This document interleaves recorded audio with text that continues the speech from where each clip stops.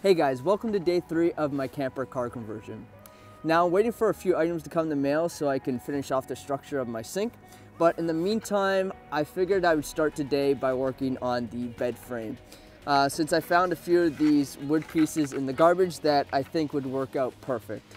So the goal for this bed is to try to utilize as much air and ground space as possible, which I can achieve that by building it up just a little bit so that I have all this space underneath for clothes or whatever else I want to put underneath. But also, I want to be able to have some leg room. So there's two methods I can go for with building a bed. I can build it so that it flips up and it can turn into a bench, or I can crisscross the wood so that it squeezes in.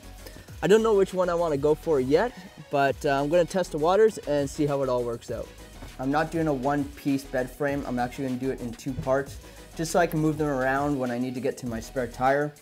At the end here, I'm going to make a compartment where I can put my shoes and clothes or whatever else.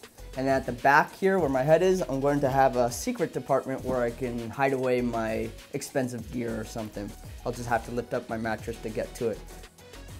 Alright, so this is pretty much how the bed frame is going to be in 2 different parts. I just still need to put some supporting beams and then cover the sides. Thinking about it, I do have my sink right in front of me and the table, and I wouldn't want to lie down the whole time doing everything I need to do.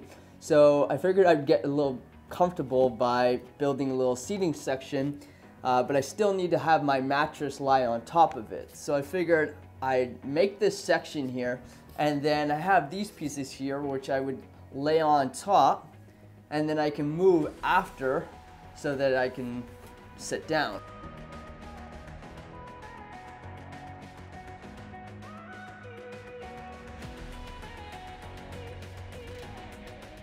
Alright, so that's the end of day 3. I still have more work to do with this bed frame, but I got it to a good point now that I can just put it to the side and continue working on the sink project.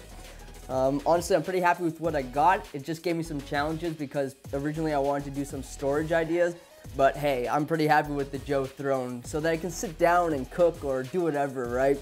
I don't want to be lying down doing everything. So other than what I have now, I just got to put some clips to connect the 2 pieces together so it's not flopping around, seal the sides up, and then paint it or put some material over it. But other than that, this is what I got, and I'll see you guys next time.